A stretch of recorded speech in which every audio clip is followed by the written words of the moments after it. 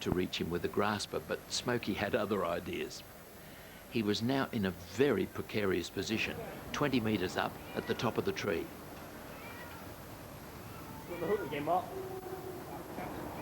The last resort was to shake the branches to try and encourage him to come down. They were standing by on the ground. Eventually, with a bit of gentle encouragement, he came closer.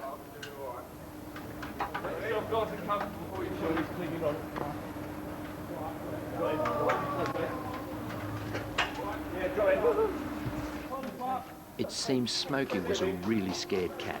On the way down, he went into shock. Right. You got him? Okay. He's scared. He's scared of anything. Okay, yeah, got him. Calm down. Yeah, he's very, very scared. Yeah, a bit shocked. Come up. He's going to still be very scared, so there's a good chance he might have his claws out. Right.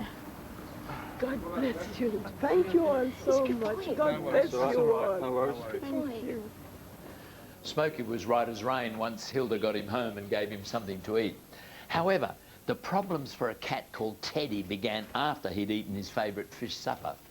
He was brought into Chief Vet Tessa Bailey's clinic by his worried owner, Eric Moore.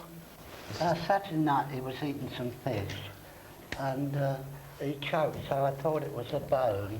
He had a job to breathe. Yesterday was the same when he went to eat his food. He just brought up white stuff, and the same this morning. What sort of fish was he eating? Coley, sometimes cod. Right. So it could have had a bone in it. Yeah. Yeah. I've had a lot of cats, but this is favourite one. Why is it your favourite? I don't know, because he does everything I tell him to. Good boy. You gonna let me have a little look? You're a bit worried, aren't you? Yeah, he's a good puss. Good lad. Good lad. Okay, all He's right, wriggly, isn't he? Yeah, Good okay. boy. It's Go okay. your throat. Good lad. All right. He's certainly tender there. Doesn't like being touched round there at the moment. He sort of feels as if he's uncomfortable. And has he eaten anything since then at all? He's not kept anything down? Quite a lot. Oh, okay. Well, we'll need to have a look down his throat. Yeah. Maybe just that he's got a sore throat. We ought to check, but other than that, he looks in lovely condition. Yeah, He's really, yeah, I'll comb him regularly Yeah. and that sort Yeah, of he's a thing. lovely cat. Yeah. Let's hope there's nothing there. Teddy was taken straight to X-ray, where Tessa hoped she could find the cause of the problem. So we're looking for something along here that shouldn't be there. And there's something but Could that be a fishbone, that bit? it could be. The X-ray was inconclusive, so while Teddy was still under anaesthetic, he was rushed through to PrEP, where Tessa could have a better look using an endoscope. Ah, definitely something there. Oops. No, can you see, Rolf? Just it's very fine. Just in there, there's the end of the bone. You can see a bone there. Right Oh, there, I that's see, the yeah. end of it. And will you be able to get that out, do you think? Quite? Should be easy because it looks like it's just a very sharp splint, you know, typical fishbone really. Yeah. Long and thin. There, you devil. Oh, Yeah. that would drive you mental. Yeah. It's amazing that he wasn't showing more distress really. And he'll be able to eat straight away, I guess, now. More or less, it's going to be sore, and his airway was quite swollen, so obviously the bone had kind of scratched it as it went down. So we're going to have to keep a close watch. I'll give him some drugs to take down any swelling. As long as that goes fine, then he'll be home tomorrow and back on his fish again. His owner will be thrilled. Yeah, well, he was dead right, wasn't he? Thought it was a bone, and it was. Good one, Eric. How well you know your cat. Now, in this series, we'll be bringing you stories from all over the country. And one place we'll be visiting is the RSPCA's Wildlife Hospital in Norfolk. You may remember Rodri was there before when he helped with the seal release. And that's no surprise since the hospital specialises in seals. In fact, it all started with seals for them, as Chief Vet Ian Robinson explains. The history of Norfolk Wildlife Hospital really goes back to 1988 and the seal virus crisis in the North Sea, when thousands of common seals were dying of a distemper-like disease. The virus crisis went, but the seal casualties didn't, and every year more and more seals continued to come in requiring treatment. And based around the work with the seals, then all other species of wildlife started to come in. You may think that all seals look the same, but the two types of seals most often seen in British waters actually look quite different.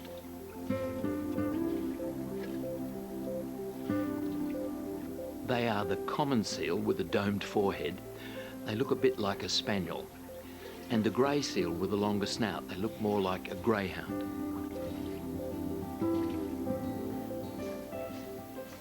The hospital treats around 120 seals a year. They usually go straight into the isolation ward in case they're carrying the seal virus. Most of these rescued pups are under 6 months and they've become separated from their mothers. Without the intensive care the hospital provides, these baby seals would never survive. This is the stage after tube feeding, when they start to progress and they start to become interested in food. And you can tell by the way that they want to swallow the stomach tube, and they start to respond to you, that they're ready to progress on to eating fish again. Just have this point where, as the fish is going over the top of the back of the tongue, that they seem to need a bit of help. When they arrive, most seals will stay here for around 6 months, but they're not alone. The hospital sees up to 7,000 animal casualties every year.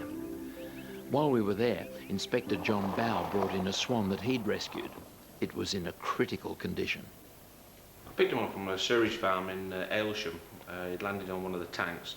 By the time I'd got there, he'd got off and was wandering in the grounds. And I just picked him up, and you could just tell he wasn't well, and just not a happy swan. It's absolutely covered in lice. There's some big ones running around and lots of baby ones. Now, lice are very common on swans. Nearly all swans will have some lice, but if a bird's in poor condition, can't preen itself and can't keep itself in good nick, then the lice go crazy and breed excessively, and you get this sort of very heavy infestation. Ian treated the swan for lice, but wanted to x-ray it to find out whether there were any underlying reasons why the swan was in such a bad way. There's no lead in the gizzard. The air saxiflair, there's no sign of disease there. It may well be that this bird is one which just simply hasn't been able to find a territory with adequate food, and it has actually just simply been starving. If that's the case, then when we put it into isolation and observe it, we'll see that it eats very, very rapidly. It starts to put on weight and very rapidly starts to look like a much happier, healthier bird. Ian has a team of 30 people working with him, and one place that keeps them very busy is the orphans room. Vet nurse Claire Mannings is looking after a group of rather prickly youngsters. These hedgehogs are probably about 6 weeks old, and they were found abandoned. Their mum was probably either, found killed, or some animals dug them up and they were found on their own. They would definitely die if they weren't fed every couple of hours. You know, keeping those little orphans alive while they're being hand-reared is a round-the-clock job for the team at Norfolk. It's also been round-the-clock care at the hospital for that little puppy, Lacey. We met her last week. She was having problems breathing and was rushed in by her owners. Lacey was put straight into an oxygen tent. To save her life, she'd had an emergency tracheotomy, which means a tube was put through a hole in her throat to get air into her lungs. So we'll leave it in another 3 days, hopefully, if she's comfortable with it, and then try taking it out altogether and see if she can breathe on her own after that. It's been touch and go for Lacey. She hadn't been able to keep any food down, so she was put on a drip to keep her strength up. Everyone here has been very worried about her. I caught up with staff nurse Miranda Luck to find out the latest. Well, since she's been on the drip, she's stopped being sick, and she's very much perkier, and today we're going to try offering her a little bit of food. The first time? Yep. You going to try with some of that then? Yep, okay. What is that? This is just some chicken. Oh, I don't want her to have too much too soon. Whoa, Okay. I think she's got her appetite back. I was scared she was going to jump out I then. know, she's happier now. Much brighter. Oh, well, that's going down well. Just a little bit more. There's a good girl. Good sign, eh? Yep, absolutely. You're going to give a little bit so little and often, is it? That's right. Just make sure that that stays down. We don't want her to be sick again. Yeah. And what's the next step after that once she's keeping her food down? Well, hopefully, if she's still bright tomorrow, if this food stays down and she's well, we'll give her a general anaesthetic and we'll try moving the tube. Lacey did keep her food down, and the next day vet Viv Robertson, assisted by nurse Sandy Friedrich, prepared the pup for her operation. Although removing the tracheotomy was a simple procedure for Viv, for Lacey this was a crucial part of the operation.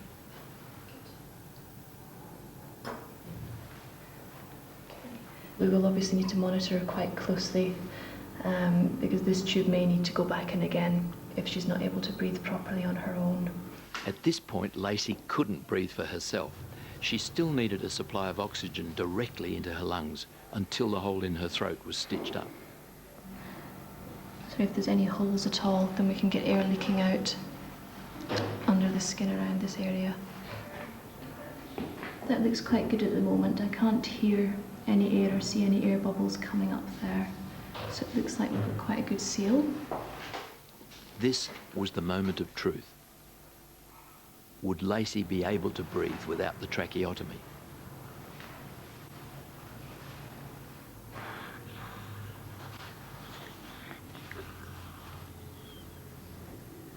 To everyone's relief, she did. You can see at the moment her breathing is fairly relaxed. She's certainly getting a decent amount of air into her lungs at the moment, which is a good sign. Lacey took a while to come round. She was very confused, but breathing well. She would need to be watched closely over the weekend to make sure her breathing stayed normal. It's first thing Monday morning and I can't wait to find out how Lacey is. Wow, Tessa, what a difference from the last time we saw this poor little thing. She's looking brilliant, isn't she? She's really doing well. She's breathing's been absolutely fine, and she's actually putting on weight, eating well. Long term, we're really hoping she's going to have an absolutely normal life now. So when will Lacey be ready to go home, do you think? So we're signing her off today, so she'll be able to go home later today. Gosh. What a happy ending. There's also been a very happy ending for a dog that we featured in our last series from Manchester. She was a very unusual breed, a Japanese Akita, considered a national treasure in Japan. Inspector Rachel Kavanagh discovered her neglected and in a terrible condition. It's just incredibly thin. It's about as thin as I've ever seen. Rachel took her straight to local vet Campbell Lowe for treatment. There was no shelter and no water in the garden. There was no evidence of any food. You can see from the condition of the coat, the hair's coming out, emaciation over the ribs. The eyes are actually sunken into the head. It's just dull. I mean, she's really not that fussed about anything at the moment. Here. After weeks of veterinary care, the dog was finally fit enough for rehoming. Since then, we'd been inundated with letters and calls asking how she's doing, so we sent Rodri back up to Manchester to find out. Oh, and Kiba is her name? Kiba, it's Japanese of hope. Is she bringing hope to you? She certainly has.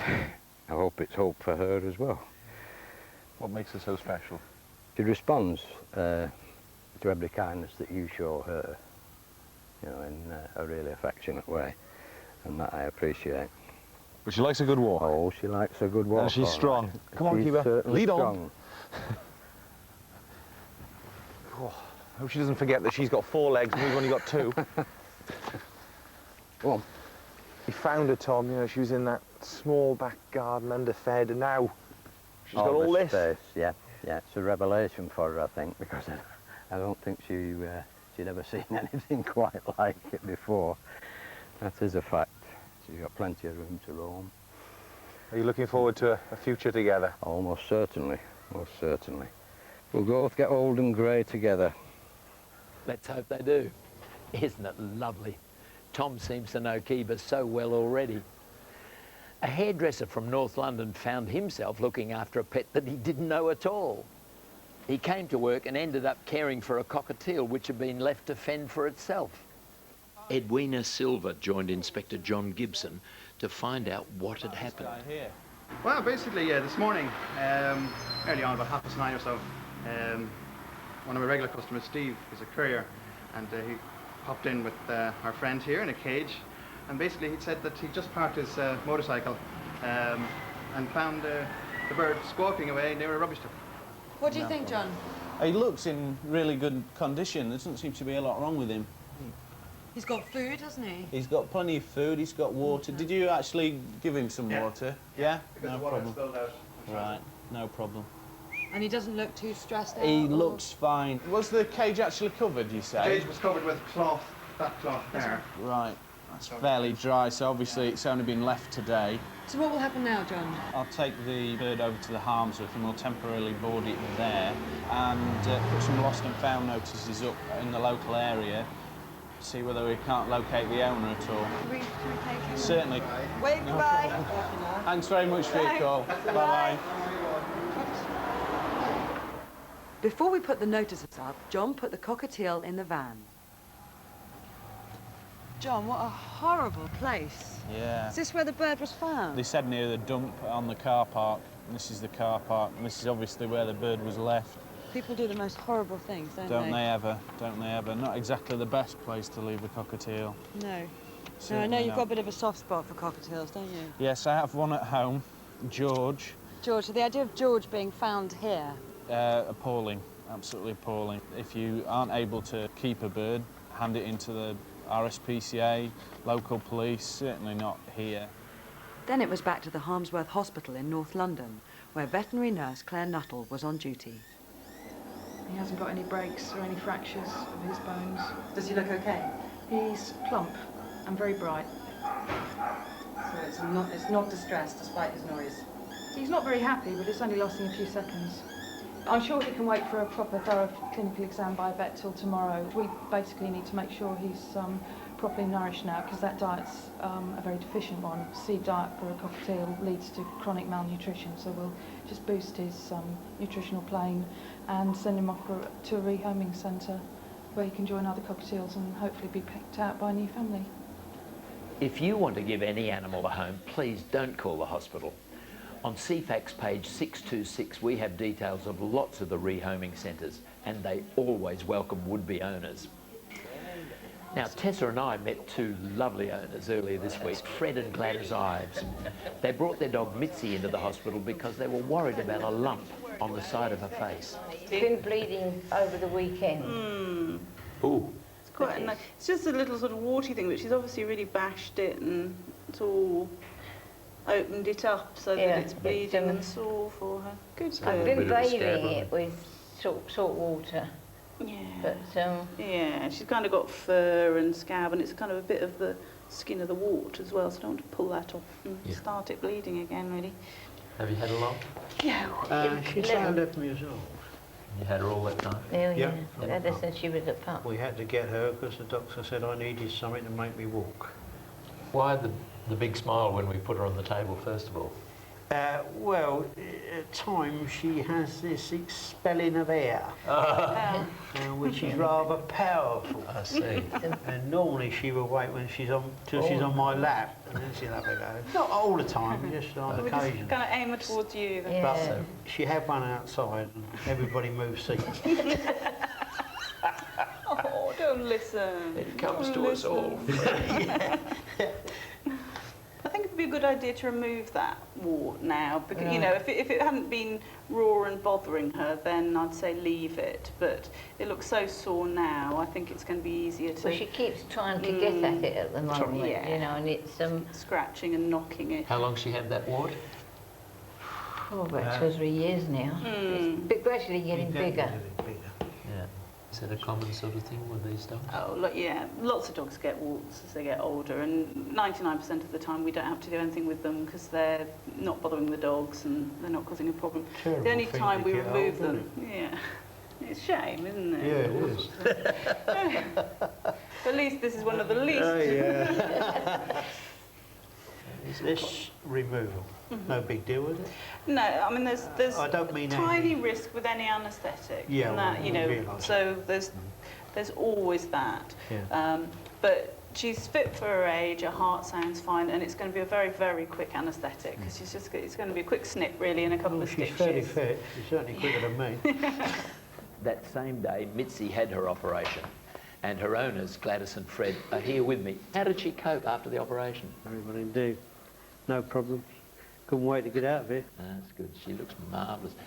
Actually, it's healed up very well, hasn't it, Gladys? Yes, it has. I mean, once you get those stitches out, there and there, yes, you'd never know there was anything there, had been anything there, would you? No, it's what the hair will grow back and she'll be fine. Is she happy in herself now? Yes, she's very happy. Well, thanks so much for bringing her back in to see us, Mitzi. Good dog. Yes, very well done. Now, that cat we showed you earlier, in such a dreadful state, when Animal Collection Officer Ian Waygood went to collect a stray cat, he thought it was just a routine call.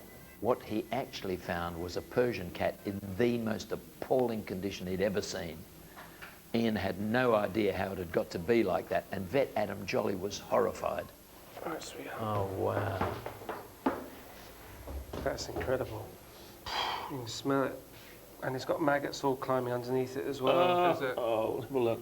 Oh, God, yeah. Well, there might not be too much damage done. It might just all be in the hair and everything. So let's have a look at you, sweetheart, see if you're okay. Okay. Gosh, look at the matted fur. Looks in not too bad condition, actually, at this end. Gosh, that smells overpowering, It isn't really is overpowering. We're going to have to clip that all off. Normally they would anaesthetise a cat before clipping so much fur, but Adam wasn't sure whether this cat would be strong enough to survive an anaesthetic. He had to act immediately.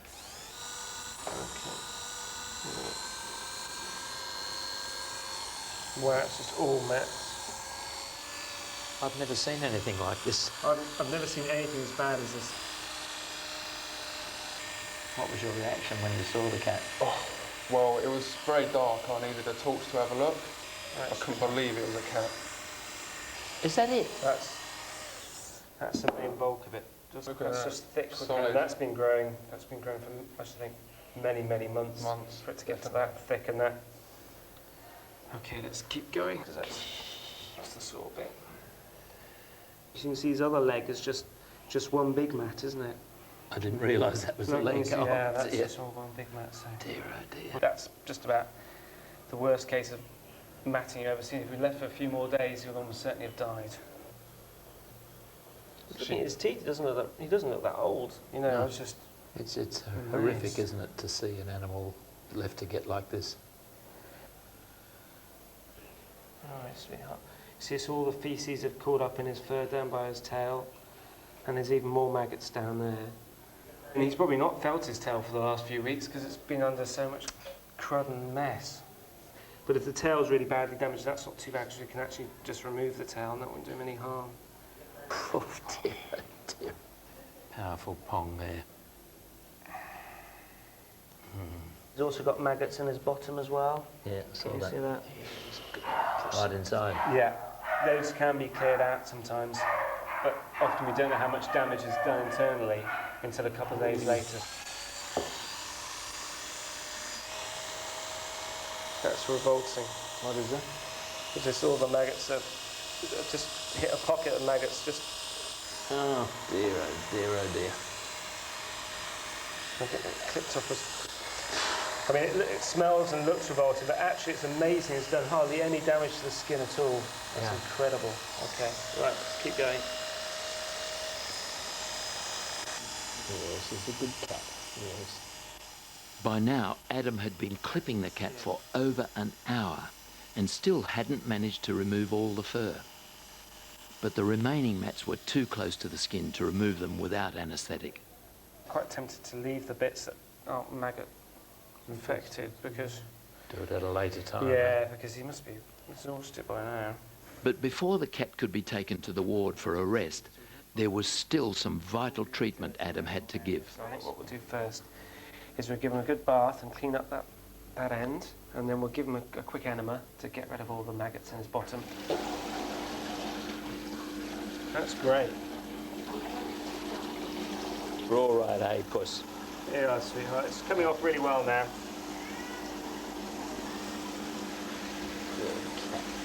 All the maggots are gone now. I just hope they haven't done too much damage in there. And this should just help kill any maggot eggs there are. Are you optimistic about his future? Well, he's done incredibly well so far, and there doesn't seem to be any real external damage. The only thing that really concerns me is how much damage has been done inside of his bottom, but apart from that, he's looking fantastic.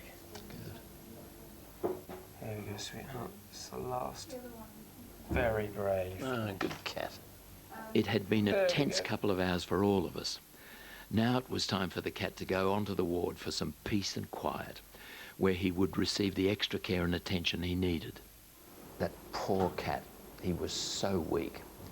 The next 48 hours will be critical. We'll let you know exactly what happens in our next program, which will be a week on Friday at the new time of 8:30. That's BBC One, 8:30, Friday week. We'll see you then. Bye.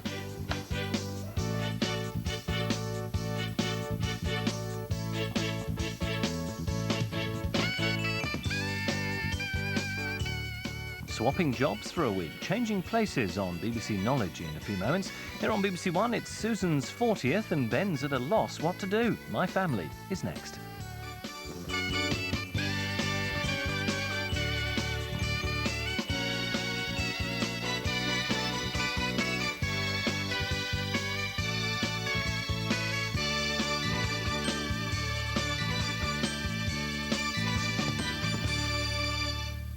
Reasons your heart rate increases.